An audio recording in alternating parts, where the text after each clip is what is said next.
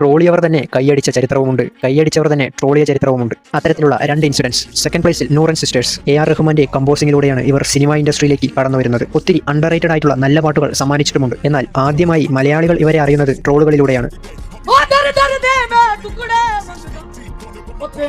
3-4 വർഷങ്ങൾക്ക് മുൻപ് സോഷ്യൽ മീഡിയയിൽ വൈറലായിരുന്നു ഇവരുടെ ട്രോളുകൾ. എന്നാൽ ഇന്ന് ഒരൊറ്റ പാട്ടുകൊണ്ട് തന്നെ ട്രോളിയവരെ കൊണ്ട് തന്നെ കൈയടിപ്പിച്ച മുതൽ ജ്യോതി നൂറാൻ.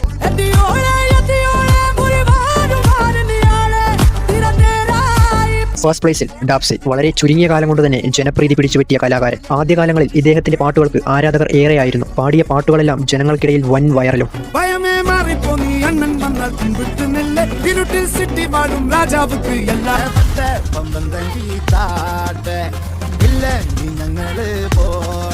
എന്നാൽ റീച്ച് കൂടിയതിന് ശേഷമുള്ള കുറച്ച് സ്റ്റേജ് പ്രോഗ്രാം ഡാപ്സിക്ക് വൻ തിരിച്ചടിയായി മാറി. പിന്നീട് ട്രോളുകളുടെ പെരുമഴയായിരുന്നു. വേറൊരു പാട്ട് പാടുന്ന അതിലാണ് ചിലപ്പോൾ നിന്ന നിപ്പിൽ വീണു കേട്ടോ. ഇതെന്തോന്ന്, ഇത് പാട്ടായിരുന്നാ? മോനെ നീ പാട്ട് പാടുന്നത്, നീ കരയല്ലായിരുന്ന? ഇത് എന്തോന്നത്? എന്നാലും ഇപ്പോഴും ഇദ്ദേഹത്തിന്റെ പാട്ടുകൾക്ക് ആരാധകർ ഏറെയാണ്.